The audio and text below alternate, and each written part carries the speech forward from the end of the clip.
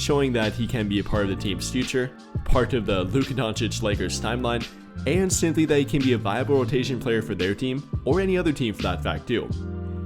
So with that being said, we're going to talk about the expectations for both Jake Laravia and DeAndre Ayton, both of which have been working out in preparation for the upcoming NBA season, and they both have a lot to offer and a lot to show for their team next season.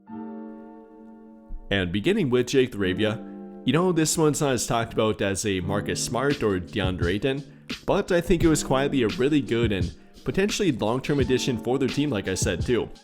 Jake Laravia coming off a season of averaging roughly 7 points per game, 4 rebounds per game, 2.5 assists per game, shooting a career-high 42.3% from the three-point line, playing a career-high 66 games, and that nearly doubles his previous count, showing that he can be a viable rotation option, maybe even a 3-and-D option, and that's definitely what the Lakers are looking for here. If we're talking about expectations for Jake Laravia, it really does start and end with that with him. Filling that 3-and-D-ish or simply two-way player role for their team. At this point, they don't really have a big wing that can do it. I know I've talked about this a lot, but I'll continue to talk about it until they fill it or somebody on their team proves that they can fill it. Taking a look at their team, there's really not an obvious player 2.2 other than maybe Jake Laravia. Hachimura's great offensively, but not great defensively. Vanderbilt's great defensively, but not great offensively. Duthero obviously could maybe become that one day, but he's not there quite yet. And Dalton Connect's not great defensively either. So only guy in their rotation kind of is Jake Laravia, who could maybe fill that role for their team.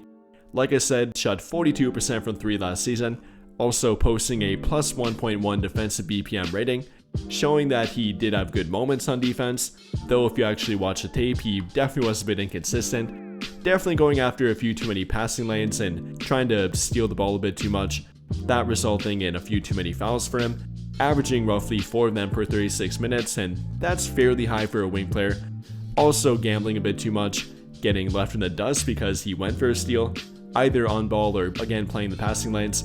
That's something he's got to be better at, especially if he's taking on tougher matchups and they're actually relying on him to stay in front of his matchup, not simply gamble and potentially get lost in the dust again. That's something he's got to work on a bit better, and if he hopes to eventually fill that 3-and-D role for their team, or any other team in the future going forward. And well, I'm really not too worried about the 3-point shooting part with him. Like I said, he shot well from 3 last season, despite having never shot above 35% prior to last season. I think it was more of a combination of both injuries and lack of playing time or inconsistent playing time, that leading to him not finding a rhythm and not being able to stay a viable option in the rotation. That kind of hurt him more, which he finally got last season and therefore was able to correct it and actually blow away expectations in regard to his 3-point shooting too. Even offense in general, I'm not too worried about it. He has a pretty good feel for the game offensively, can play off the ball, on the ball, attack the rim, shoot from the 3-point line, pull up from the mid-range. Jake Laravia's got a pretty nice offensive game and I'm really not too worried about it, especially if you're only talking about filling a 3-and-D-ish kind of role. That's simply catch and shoot and pretty much the only requirement offensively. I think he can do that and even more with that with their team offensively.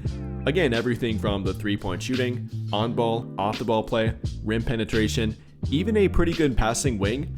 I think Jake Laravia has a lot to offer in the rotation, especially offensively. It really comes down to defense here in my opinion.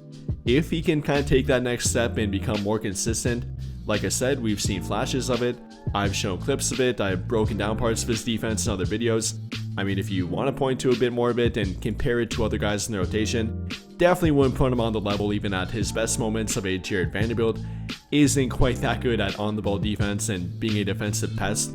But what he does have over a guy like Hachimura, for example, is the ability to actually move his feet side to side a lot better, the ability to navigate screens and actually keep up with perimeter players, not simply use his height, length, and overall physical build to kind of out-muscle players and use that part of his game to help on defense.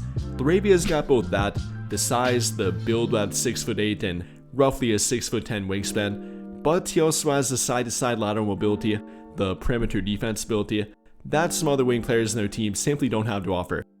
So if he can do that and if he can take that next step, then he could become a true 3-and-D option for their team. But I think that'll pretty much do it for this one. And if you enjoyed the video, then I'll greatly appreciate it if you drop a like, subscribe to the channel if you have not already, and hit that notification bell to never miss out when I upload a video. But as always, thank you for watching and have a great day or night.